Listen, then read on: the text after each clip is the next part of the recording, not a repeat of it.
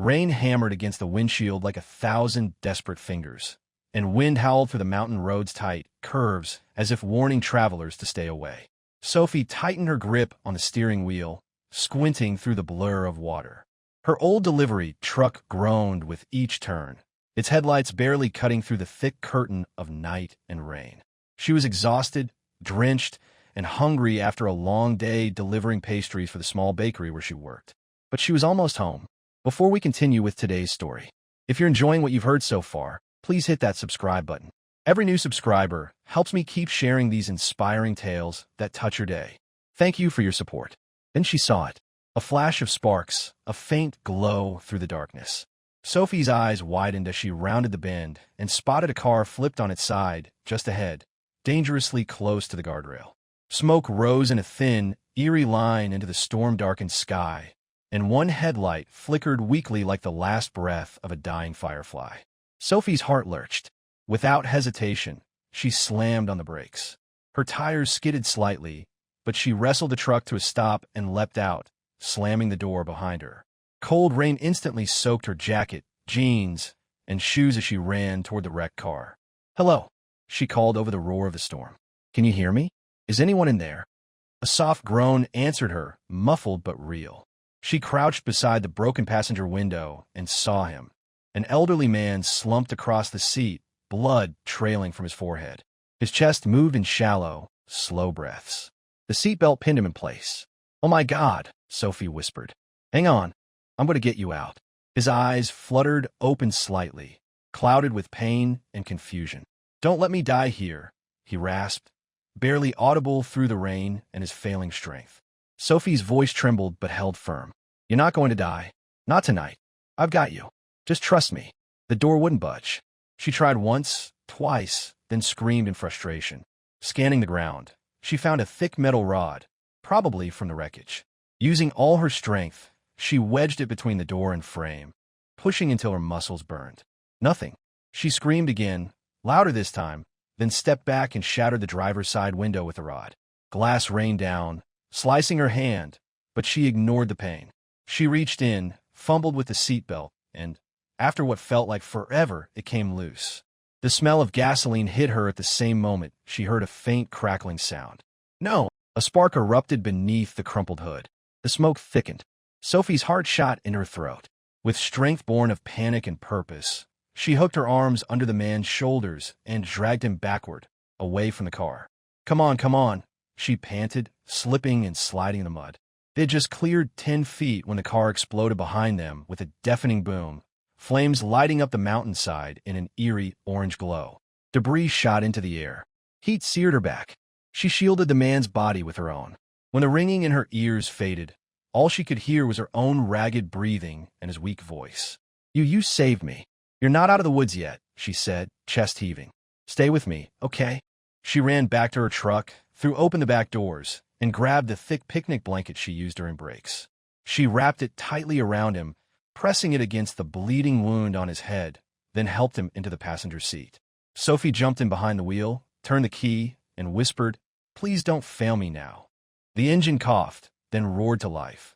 She drove down the mountain through sheets of rain, hands shaking on the wheel.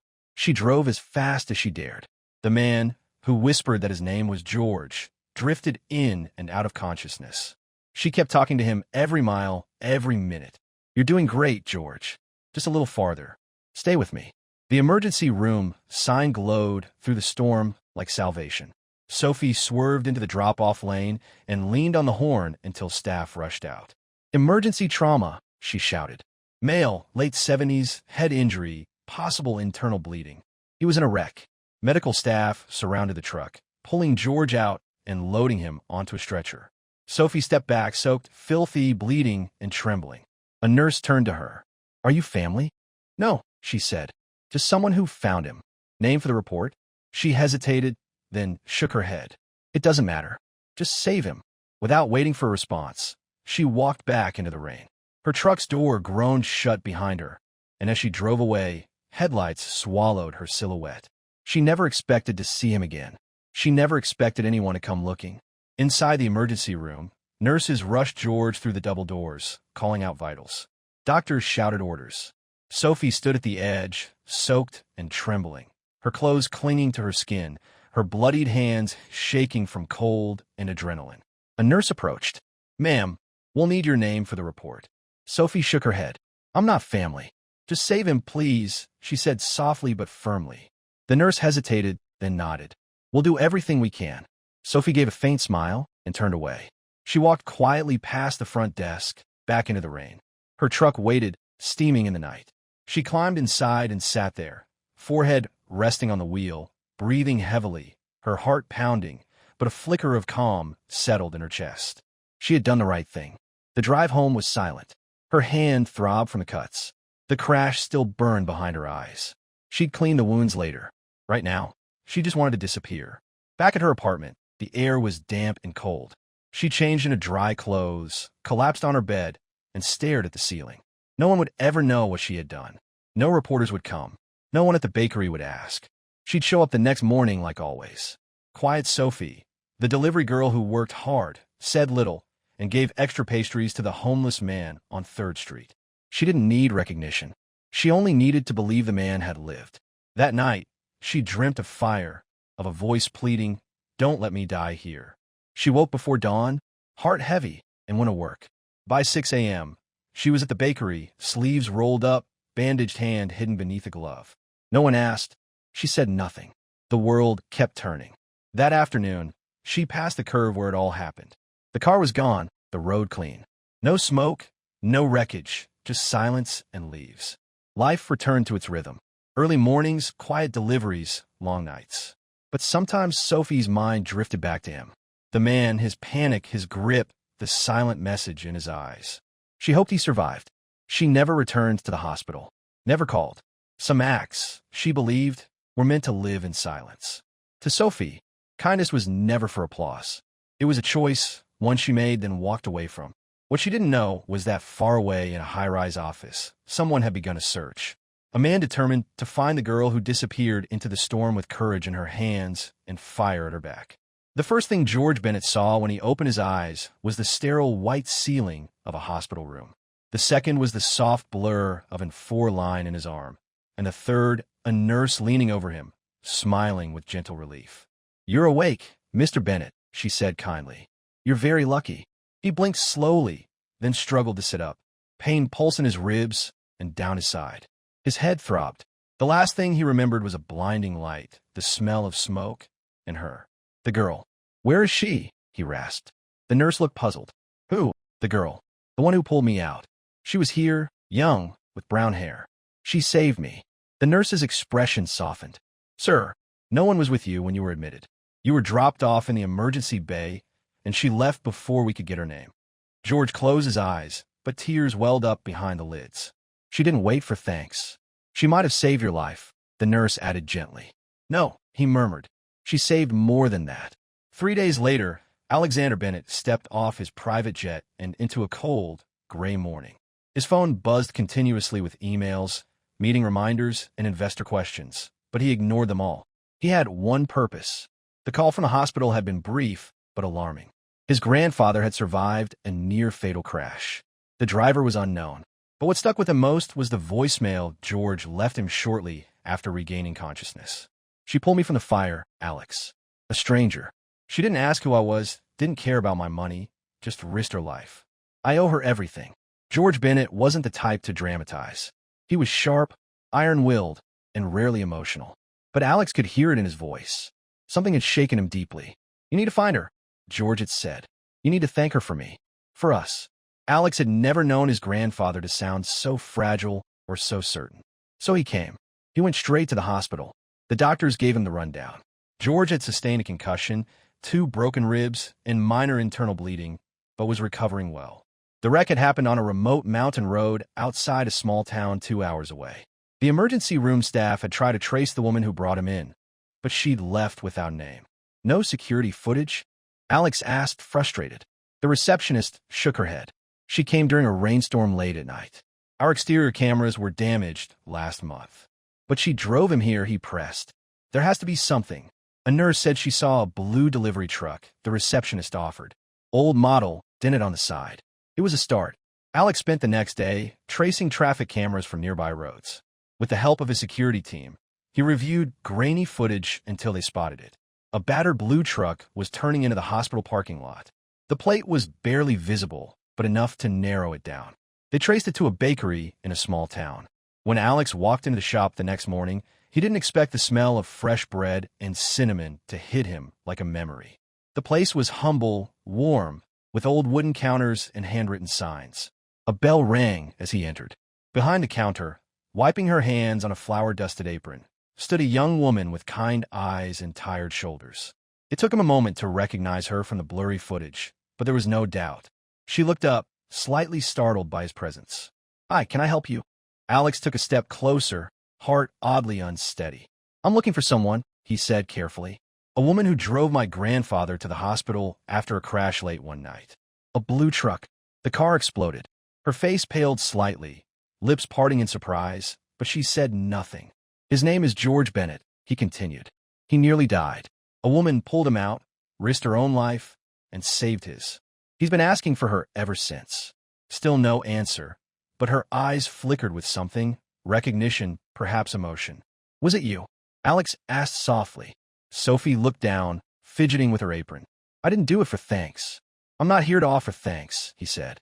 "I'm here because my grandfather, who has survived war, loss, and business battles most people couldn't dream of, said that you didn't just save his life. You save his heart." Sophie swallowed hard. "He told me," Alex continued, voice steady but quiet, "that he hadn't felt that kind of human kindness in years. That you reminded him of what really matters. And he wants to see you, not as a debt, not as charity, just as a man who wants to say thank you." Silence filled the bakery, broken only by the hum of an old refrigerator and the soft buzz of the neon open sign in the window. "I didn't even know his name," Sophie whispered. "You know it now," Alex replied. "And he knows yours matters." It was the beginning of something neither of them could name yet, but both understood. Some rescues leave scars, others plant seeds. Alex Bennett was used to finding answers in business, in negotiations, in corporate crises. He prided himself on precision and control. But this was different. He was chasing a ghost that his grandfather, the unshakable George Bennett, had said changed his life. Not through money, not through influence, but through an act so selfless, so human that it had left an indelible mark. "She pulled me from a burning car, Alex," George had said, voice still rasping from injury, but layered with awe. "She didn't even ask my name. She just saved me and left." And now Alex couldn't let that go. Now when he saw the way his grandfather looked out the window and thought, quiet and reflective, something rare and vulnerable flickering behind his eyes. So Alex worked backward. First, he obtained footage from the hospital's nearby traffic cameras. Grainy, outdated. Most of it was ruined by the storm, but one clip, just 2 seconds long, showed a blue truck pulling into the emergency entrance. An older model did it on the left side. No company name, no plate visible. He paused the video, zoomed in on the truck's driver through the blurry windshield, a faint outline of a woman's face, young, determined, soaked from the rain. That was enough. He traced every bakery, flour shop, and courier service in the surrounding towns that used a similar vehicle. Most led nowhere. Some trucks had been sold, others were still in use but registered to different routes. Finally, a lead came from a small bakery called Sweet Mornings in a quiet town just an hour outside the city. "We have a blue truck," the owner had told Alex over the phone. "Belongs to one of our delivery girls." "What?" Alex didn't answer. He just got in his car and drove. The bakery was small and humble, with ivy climbing up the sides and the smell of cinnamon and warm bread wafting through the air. Inside, wooden tables and soft music gave the place a cozy, worn charm. A bell chimed as he opened the door. Behind the counter stood a woman with her back turned, humming to herself as she wiped flour from her hands. Her braid hung down the back of her apron, and her sleeves were rolled up past her elbows. Something about her stance, the quiet grace in how she moved, struck him. "Sophie," the shop owner called from the back room. "Can you help the gentleman?" The woman turned, and there she was, not blurry anymore, not hidden behind smoke and storm. The face from the footage. The face George had described in his half-conscious murmurs. Her eyes met Alex's as she stepped forward, cautious but polite. "Hi, welcome. What can I get for you?" He opened his mouth, but the question felt heavier than he expected. "Do you?" Do you drive the blue truck outside? He asked. She blinked, caught off guard. Yes. For deliveries. Why? He hesitated again, then stepped closer, lowering his voice just enough that no one else could hear. Did you pull an elderly man out of a burning car about 2 weeks ago in the rain on a mountain road? She froze, her hands stilled on the countertop, and her eyes dropped to the floor, her breath caught in her throat. She began, then swallowed. How do you know about that? Alex exhaled. Because that man is my grandfather, George Bennett. Sophie's head snapped up. He's alive, she asked, voice trembling. Yes, because of you. She stared at him, a storm of emotions flashing behind her eyes. Relief, disbelief, fear, maybe even guilt. I didn't think he'd make it, she whispered. He was so hurt. I just did what I had to, and then... You left, he said softly. It wasn't about being seen. Sophie looked away. He talks about you every day, Alex continued. He doesn't even know your name. Just calls you the girl who saved my soul. Sophie gave a soft, startled laugh. I think he might be overestimating me. I think he knows exactly what he's saying, Alex replied. And after everything he's seen in his life, I've never heard him speak about someone like this. For a moment, neither of them said anything. Sophie looked down at her flour-dusted hands, then back at Alex. I wasn't trying to be a hero, she said. I just couldn't drive past and do nothing. Alex nodded slowly. And that's exactly why you are one. She looked at him for a long moment, studying him as if unsure what to make of the man in front of her. He wasn't dressed in designer suits or followed by an entourage, just a man with sincerity in his voice and something raw in his eyes. You really came all this way to find me? She asked. I had to, he said simply. Not because of who I am, but because of what you did. For the first time since she pulled George from that burning wreck, Sophie felt her heart shift. Not from fear, not from fatigue, but from something warm and deeply unfamiliar. Someone had noticed, and someone had come. Later that afternoon, Alex returned to the bakery. Not with cameras, not with reporters, not even with a gift, just a quiet request. Would you have dinner with me? He asked, standing outside Sophie's truck as she packed the last box for the evening. She looked at him, brows slightly furrowed. Why? He shrugged lightly. Because I'd like to talk. To listen. Really? She hesitated. His clothes were simple, but nothing about him was ordinary. She had Googled him the moment he left the bakery earlier that day. Alexander Bennett, CEO of Bennett Global Investments, is worth hundreds of millions. The kind of man who belonged on magazine covers, not cracked sidewalks beside a girl in a flour-dusted apron. But something in his eyes was genuine, unassuming. So she nodded once. Okay. They met at a quiet diner across town. Not the kind with pressed linens or crystal glasses, but one with cracked red booths and pie warmers by the register. Sophie liked that. She ordered grilled cheese and soup. Alex got black coffee and a turkey sandwich. They spoke in patches at first. Weather, work. Then came the deeper currents. I lost my mom when I was 8, Sophie said, tracing her finger along the rim of her glass. Cancer. My dad didn't last much longer. He left, disappeared. I bounced between foster homes, group shelters, and learned to keep my head down and survive. Alex didn't interrupt. I started working at 15. Dishwashing, deliveries, anything. People were kind sometimes, but mostly it was just me. She glanced at him. That night, when I found your grandfather. Honestly, I just saw someone who needed help, and I couldn't leave him there. Alex's voice was soft. You didn't just help, you saved him. I don't want money, she said quickly, cutting him off before he could offer it. Or recognition. I don't need a scholarship or a new car or whatever people like you usually offer. He raised a hand gently. I wasn't going to offer any of that. Sophie blinked. I just wanted to know the person who saved the man who raised me, Alex said. That's all. For a moment, she didn't know what to say. No one had ever looked at her like that before. Not with admiration, not with quiet gratitude. She had been seen so often as someone temporary, replaceable. But this man saw something more. The next day, Sophie was kneading dough when the bell above the bakery door rang. She turned, expecting a customer, and froze. Standing there was George Bennett. He was thinner than she remembered, pale from recovery, leaning on a cane, but his eyes were bright and wet as they landed on her. I told him I needed to come, George said, his voice rough but unwavering. I needed to see your face one more time. Sophie wiped her hands on her apron, stunned. You're okay? I am, he said. Thanks to you.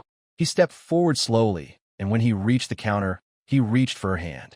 She took it carefully, overwhelmed by the warmth in his grasp. I don't know your story, George said, his voice shaking. But I know what you did for me. You ran into the fire for a stranger. I'll never forget that. Tears filled his eyes. I've lived a long life. Built companies, lost friends, raised a stubborn grandson. He smiled faintly toward Alex. But no one's ever saved me like you did. The room had grown quiet. Customers, staff, and everyone watched as the powerful George Bennett blinked back tears in front of a bakery girl. Sophie's throat tightened. I didn't do it for this. I didn't expect anything. That's exactly why it matters, George whispered. Alex stepped up beside his grandfather, placing a hand on his shoulder. She's the reason I'm still your grandson today, he said softly. And she deserves to know that she belongs, no matter which world she came from. Sophie looked between them, her heart a whirlwind. She had lived so long in the margins of society, convinced that her good deeds would vanish into silence. But today her kindness echoed, and for the first time, someone had followed that echo all the way back to her. The days that followed were filled with moments Sophie never expected. Alex began showing up at the bakery more often, not in suits or chauffeured cars, but in jeans and rolled-up sleeves. At first, she thought it was a coincidence, then politeness. But the way he lingered, asked about her truck, and offered to help carry deliveries, told her otherwise. And he never made it feel like charity. I noticed your truck's front left tire is nearly bald, he said one morning, crouching beside the vehicle as she loaded a tray of muffins. You could easily skid in the rain. I know, Sophie muttered, just trying to make it last another week or two. The next day, he returned with a replacement. Not a new truck, not flashy, just a safe, sturdy tire bought, delivered, and installed by his own hands.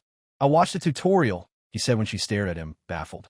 Don't look at me like I'm helpless without a boardroom. And then came the deliveries. He started riding along, claiming it was a break from the corporate circus. But Sophie knew better. He listened to everything. How she missed her mom when baking apple pies.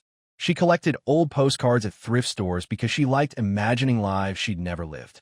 How she still walked the same park path every Sunday afternoon, even if she didn't know why.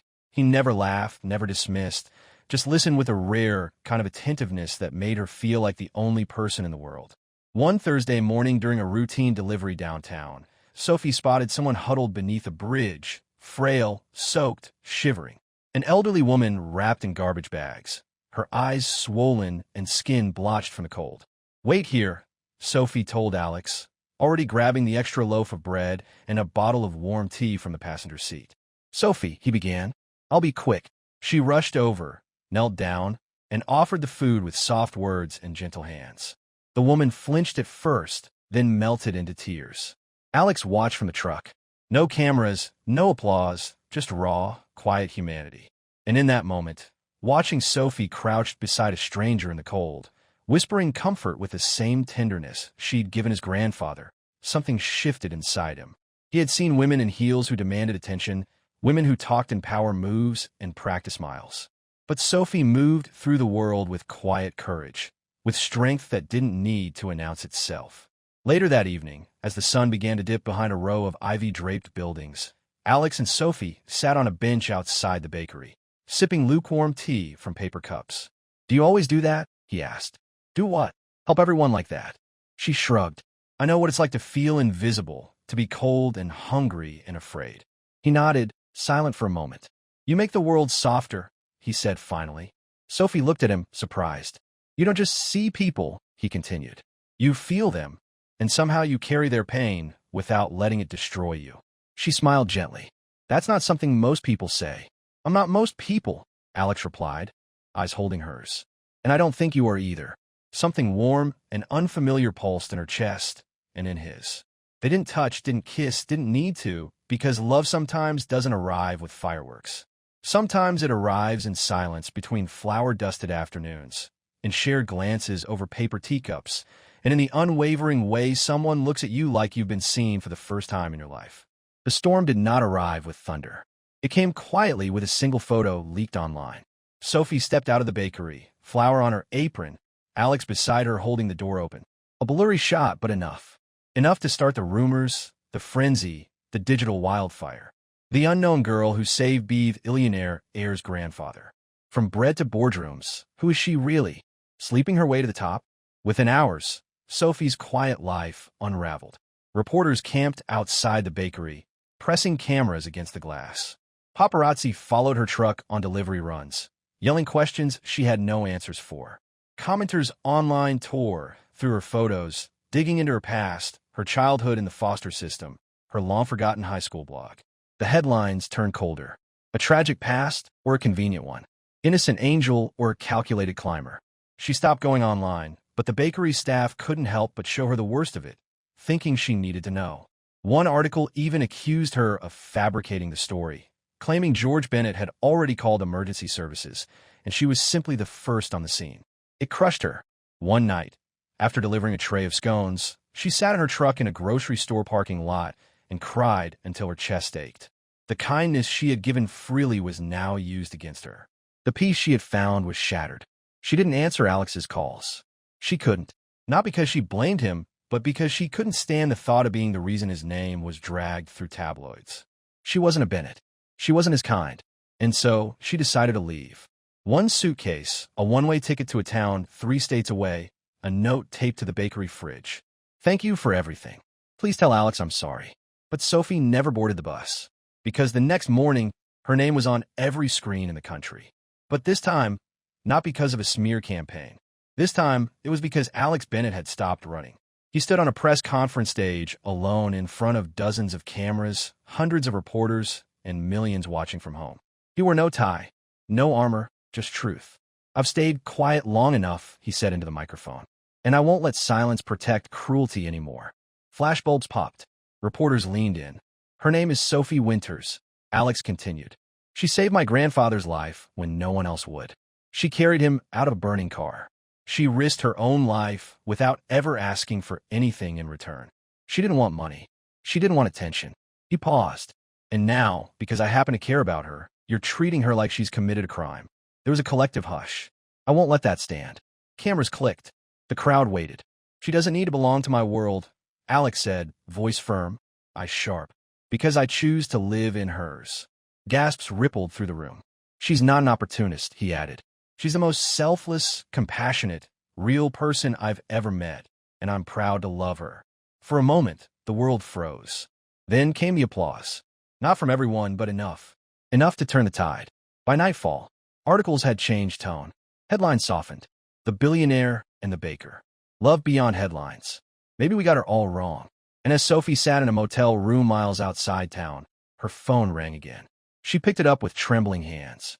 Why did you do that? She asked when Alex's voice came through. Because love is louder than lies, he said. And for the first time in days, she let herself believe. Maybe it was. The garden behind George Bennett's countryside home was never meant to host a wedding. It had once been just a patch of green beyond a stone patio, lined with wild ivy and a few crooked rose bushes that bloomed when they pleased. But a year had passed since a girl with flower on her cheeks and fire in her soul walked into their lives. And now, under the soft canopy of twinkling lights and floating paper lanterns, it had become sacred ground. The chairs were mismatched, borrowed from neighbors. The altar was handmade by George himself, who insisted on doing it, even if his knees protested. And the bride, she wore no designer gown, no veil worth thousands, but a flowing ivory dress she had found in a vintage shop, altered by hand, stitched with the kind of care that only comes from remembering where you came from. Sophie stood beneath the arch, her hair swept back with fresh wildflowers woven in. Her hands trembled only slightly as she held the bouquet of flowers Alex had picked himself that morning. The best flowers aren't delivered in trucks, he had insisted, laughing. Alex stood opposite her in a light gray suit, simple, timeless. His eyes never left her, and in them was that same awe he had carried the day she pulled his grandfather from a burning wreck. The guests were few, close friends, bakery staff, and a dozen strangers who had since become family through the work Sophie and Alex had built together. Near the front row sat a small girl, no more than 5, her legs swinging beneath her seat, a flower crown slipping over her curls. She clutched a teddy bear and looked up with wide eyes, the picture of wonder. Her name was Lily. They found her nearly 8 months ago, abandoned, injured, and terrified after a car crash on a remote stretch of road. Sophie had visited the hospital as part of her work with their newly launched Roadside Angels Foundation, an initiative they co-founded to support traffic accident victims in isolated communities. Sophie had sat beside the little girl for hours, telling her stories, wiping her tears, and eventually singing her to sleep. The adoption was never planned, but love, Sophie had learned, rarely was. Now, as the ceremony began, Lily squirmed free from her chair and ran toward the altar. Alex bent down, just in time to catch her in his arms. "Daddy," she whispered, clutching his collar. "Are you marrying Mommy now?" He chuckled softly, kissing her forehead. "That's exactly what I'm doing." The crowd laughed gently as he passed her into Sophie's arms. For a moment, the bride and groom stood there together, holding the child who had stitched the final thread in the tapestry of their unlikely, extraordinary love. The officiant cleared his throat gently. "Shall we begin?" Their vows were simple. Sophie, voice steady despite the tears shimmering in her eyes, said, "You found me when I didn't even know I was worth being found. You saw beyond headlines, beyond fear. You saw me, and you never let me go." Alex, his voice rough with emotion, replied, "You showed me the kind of strength that isn't built in boardrooms or taught in schools. You loved without needing anything in return. And now I want to spend the rest of my life earning that gift." They kissed as the guests stood cheering, clapping, even crying. George wiped a tear from the corner of his eye, his cane resting beside him. As the couple turned toward the crowd, hand in hand, Lily skipping between them, George leaned toward his sister and whispered, "He found her." She looked over. "Found who?" "My angel," he said. "The one who pulled me from the fire. The one who gave my life back meaning. And now she's his angel, too." Later that evening, the backyard glowed in golden light as the sun began to dip below the horizon. Tables were lined with home-cooked food. Guests danced to music from an old speaker. Children chased bubbles. And in the middle of it all, Sophie twirled barefoot on the grass, holding Lily's hands, spinning her in circles. Alex stood back for a moment, watching his girls. He thought of how far they had come, from a fiery wreck on a wet mountain road to this evening, where laughter floated on the air like something holy. Sophie caught his gaze and walked over, cheeks